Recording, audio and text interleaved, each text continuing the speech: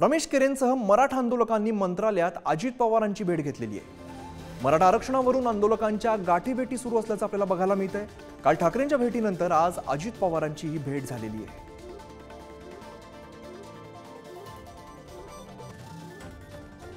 कालपर्यंत आम्हाला समाज आम्ही म्हणायचो हे काय प्रकार चाललाय, हे काय जत्रा आहे, हे काय आरडाओरड चालली, कालपर्यंत वाटत होतं। रात्रीपासून समाज माझा टेन्शन घ्यायचं किंवा मी बंद केला आता, कारण लवकर पर्दाफाश होणार आहे आता, लय लवकर।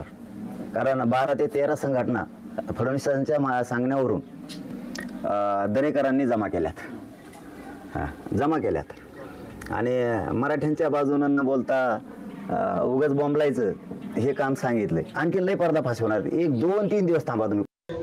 नाही, मला काय वाटतं, या राज्यामध्ये लोकशाहीमध्ये संविधानामध्ये प्रत्येकाला आपापला हक्क, आपापली निवडणूक, आपलं व्यक्ती स्वातंत्र्य, आपली निवडणूक लढवण्याचा अधिकार आहे। त्यामुळे त्यांनी लढवलं तर आम्ही त्यांना काही थांबवू शकत नाही। त्यांनी मागेही म्हटलं आम्ही याचे पाडू, आम्ही त्याचे आणू, आम्ही त्याचे पाडू, नाव घेऊन बोलले, त्यालाही काय आम्ही म्हटलं नाही।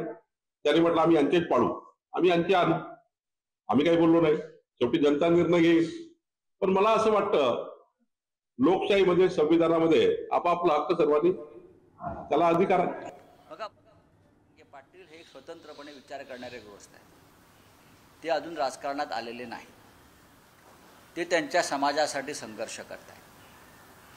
त्यांच्या समाजाचे प्रश्न आहेत जे आम्हालाही माहिती आहेत, आम्हीही सांगतो। आणि त्यांनी असं काही सांगितलेलं नाही की ह्या समाजाच्या विरुद्ध तो समाज उभा राहावा आणि निवडणूक लढवावी। ज्या देशामध्ये लोकशाही आहे, कोणी निवडणुका लढू शकतो। त्याच्यामुळे मनोज जरांगे पाटलांना जर काही भूमिका घ्यायची असेल तर तो त्यांचा अधिकार आहे आणि तो अधिकार त्यांना भारतीय संविधानाने दिलेला आहे। आरक्षण ठरलेलं आहे, एससीला किती, एसटीला किती, ओबीसीला किती आणि आता मराठा समाजाला राज्य सरकारनं किती दिलंय त्या कॅटेगरीप्रमाणे होईल। आणि केंद्र सरकारनं जे 10% दिलं आर्थिकदृष्ट्या दुर्बल घटकांना, मला असं वाटतं की त्यांनाही डावलता येणार नाही।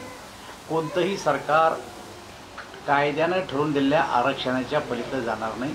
त्यामुळं मराठा समाजाच्या उमेदवारावर कुठल्या प्रकारचा अन्याय होणार नाही असं मला वाटतं।